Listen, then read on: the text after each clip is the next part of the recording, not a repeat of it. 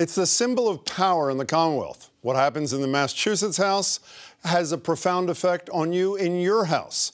Rarely do you see the three leaders side by side, but tonight you will. I'm joined by the Speaker of the House, Robert DeLeo. Nice to see you, Mr. Speaker. The Governor, Governor Baker. Nice to see you.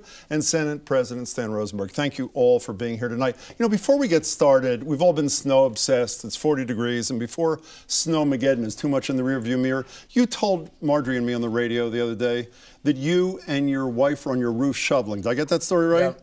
Do you have any man versus snow moments to rival what the governor did, Mr. President? Anything?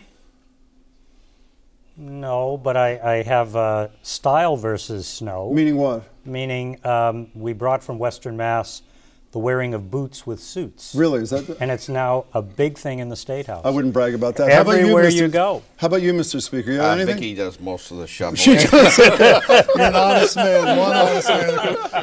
Mr. Governor, let's start with you if you can. You filed a $38 billion budget last week. No new taxes, no new fees, as you promised. What's the basic message you're sending, and what weren't you able to do because of deficits that you had hoped to do in your first budget? Well, I think our big message is it's important for the Commonwealth to live within its means. From our point of view, that meant filing a budget that did not raise taxes on hardworking taxpayers and did not raise fees. That said, we also wanted to support cities and towns and support K-12 education, both of which got slight increases in what was a tough year financially, I think, overall. We also included, we thought, some important provisions with respect to an early retirement program, which we would like to see the legislature engage us on and perhaps pursue. And I think the big thing we tried to do was to set a table for what I would describe as sort of reliable and predictable fiscal performance, which I think helps families, small businesses, and municipalities and others. What was your initial reaction, Mr. Speaker? I think generally knowing the fiscal condition that we're all in, I don't know if you can have much of a reaction except for these are the cards that have been played. As the governor gave me a call, he says it's in your court now. Well, speaking so now, I mean, obviously, we're all going to have to make some very difficult decisions. When you're talking $1.5 billion, I mean, that's obviously a whole lot in that next you're year's gonna have budget. to. Yeah, but initial reactions I heard from you and other House members don't want to give the governor the power over mass health, low-income people's health care. Film credit elimination, you're not crazy about. Retirement, you were sort of back and forth. And you, too, no new taxes and no new taxes, fees. no new fees. So, retirement, upon looking at what the governor did in terms of, in particular, no backfilling of those jobs.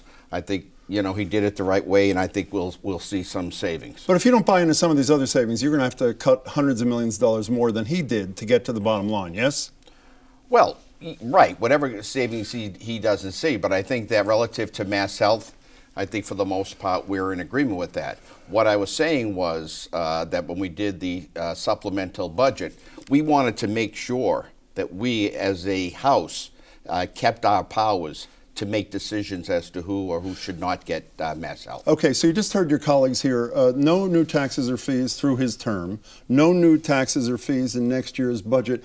Can this budget be dealt with? Can the whole $750 million hole this year, close to $2 billion next year, be dealt with in a way that does not harm families and the economy and still satisfy their no tax, no fee goal? I think the governor and his team did a terrific job in the 8 weeks or so they had to put together a budget. It's focused on trying to close the structural deficit. It obviously means we can't make a lot of investments in areas that people may want us to make, and that can only be done at some point with new revenues. But at this point, the Speaker has spoken, the Governor has spoken. Money bills start in the House, they don't start in the Senate. If it comes over from the House without any taxes in it, then the Senate cannot raise the question of revenue. So let's talk about another big tax. I'm sorry, yes. Quick thing. I mean, we filed a $768 million deficit reduction plan for this fiscal year that we're in now, and the legislature, led by these two gentlemen, in the space of 2 weeks, reviewed it, made some adjustments based on things they were concerned about it, sent it back to us, and we signed it. I mean, it was a pretty, I think, kind of no-nonsense approach to dealing with the deficit this year, and my hope is that we'll have a similar kind of no-nonsense approach to this one, irrespective of what we agree or don't agree on at the detail level. There's another issue. I'm sorry, yes, Massachusetts is looked upon, quite frankly, favorably when you look at some of the bonding and rating agencies, because we make the decisions, okay? You know, the can was kicked down the road a bit. You know, we made the decisions, we made the difficult decisions relative to the cut that the governor had asked us to, and we're moving on. Speaking of kicking the can down the road, you're anticipating something. David D'Alessandro, former head of John Hancock, led a review of the T's situation in 2009. And here's what he said to us and virtually anybody else who would listen just the other day. It's about DeLeo. It's about every speaker and Senate president who have played this game for 25 years called kick the can. Guilty as charged, Mr. Speaker? No, Why not? not at all. Because in the 6 years, at least, that I've been Speaker, and I can tell you probably even before then, we've done 2 transportation reform bills, okay? We've done 2 transportation bond bills. We've changed the laws relative to insurance, relative to pensions to save the T money. We've been cautious of the T in terms of their fiscal situation, and we addressed it each and every time. For 20 years, the gas tax had not been raised, Stan Rosenberg. Raised 3 cents. A business group a couple of years ago said, let's raise it double digits. And they're not exactly in love with taxes. Is D'Alessandro right that essentially you and your colleagues have been kicking the can down the road for a quarter century? So Governor Patrick asked for about $1.2 billion. The legislature put through a package of about $800 million. A software tax had to be repealed because it was unworkable, and then the voters repealed the indexing on the gas tax. So we're going to have to come to grips with the fact that we can't have a world-class transportation system, whether you're talking about roads or bridges or you're talking about the T, if we're not willing to pay for it. And we do have to do the reforms, and there will be other reforms that people are going to propose.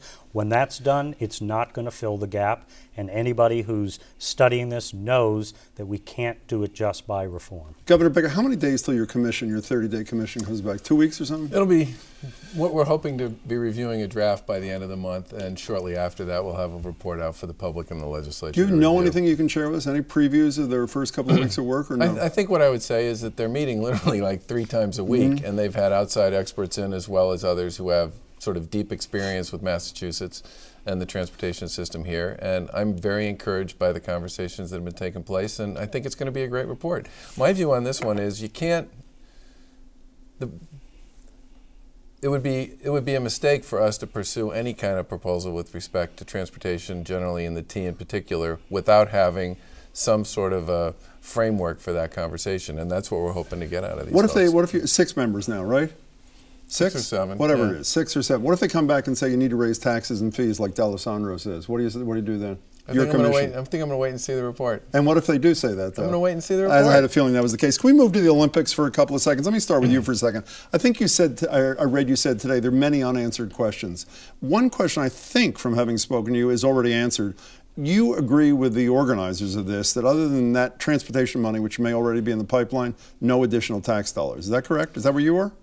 The message from the organizers has been that public money will be spent on infrastructure projects that would have otherwise been built and done anyway. That the taxpayer will not be paying for buildings and other structures that may or may not relate to what most people would call infrastructure. And that's where you are too. I think that's the right place to be. Is that where you are? I would agree with no that. Additional tax dollars. No additional tax dollars? No operating subsidy, no deficit subsidy. So if it turns out that Evan Falchuk, who ran against you as an independent, didn't win, puts a question on the ballot that says no additional tax money, exactly as you said it, other than that which is already in the pipeline, do the 3 of you support the ballot question? It basically says what you're saying the Olympic Committee says. Yes? No? How about you? I think we should be able to make the decision and do the job that we've been elected to do. Would you support the ballot question? You're a big ballot question guy. I've said before that I would sign that initiative petition to put it on the ballot, but obviously it depends upon what it says and what the circumstances are. But if it said what you said a minute ago. We'll see. Okay, how about you? If it was on the ballot specifically stating that, I would vote for it. You would vote for it. Should the people get some say, either through what Josh Zakim is proposing in the city, a non-binding referendum, a statewide referendum, shouldn't they have some opportunity to vote on whether or not this thing comes to Massachusetts? Should they or should they not? Any of you? I think if they can collect the signatures, we have a pretty robust process for this, and if they put together a group and they collect the signatures, then they get to put it on the ballot and people vote on it. And I've always been a big fan of that process, and if Evan and others go down that road, more power to them. I mean, that's kind of the way it's supposed to people work. have the right to do it. Yeah. That said, we should have enough trust in the leadership of the state that if we say we're not going to put any public subsidy on the table for the operations of it or the deficit, and we're not going to build anything that we weren't going to build before, that ought to be enough and not waste a lot of money on a ballot question that people are going to have to pay to put on the ballot, and it just shouldn't be necessary. Can I read between the lines? You seem to be saying you may do legislatively what the ballot question purports to be doing. You may essentially pass that. That's possible. We have that opportunity. We have that option. But I'm actually talking about trust in your elected officials. If the three leading elected officials, elected by the House, elected by the Senate, and elected by the people, say we will have no public subsidy for the operations or for a deficit, and we won't build any buildings or anything that we wouldn't have built even if we weren't doing the Olympics, there should be no need for the ballot. Well, it's sort of trust but verify. You've heard someone said that a long time ago. Laws allow you to verify. Yes, you're smiling. Okay. Can I just say one other thing about the Olympics? The reason I said today that I want people to focus on the product is I spent all day answering questions about whether my feelings were hurt that no one told me about the fact that, you know, Governor Patrick is going to serve on Boston 2024. A report came out since you said that he's making $7,500 a day. Does that bother you? For whatever days he works? Yeah. Well, again, they're a private enterprise. They can make whatever decision they want. My point here is that we should not get lost in the conversation about the personalities and all the rest. We should focus on the stuff that we've been talking about, which is the plan. Sources, uses, logistics, finance, development.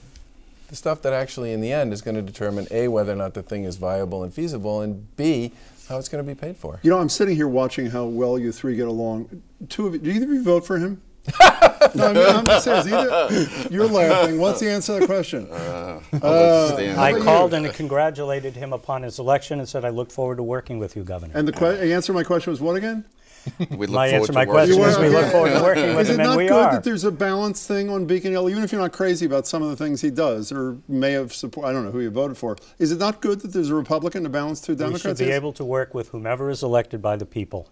Fair enough. I think we've proved that. So can we meet here next Monday like you guys do? It's 7 o'clock? Right after we have our meeting, just hop in the car together, maybe. So I'll take that as a yes, is that right? Hey, Mr. congratulations. Speaker, thank you so much. I really appreciate it. Good Governor, luck. thank you for your time. I appreciate that. Mr. President. Have a great news show.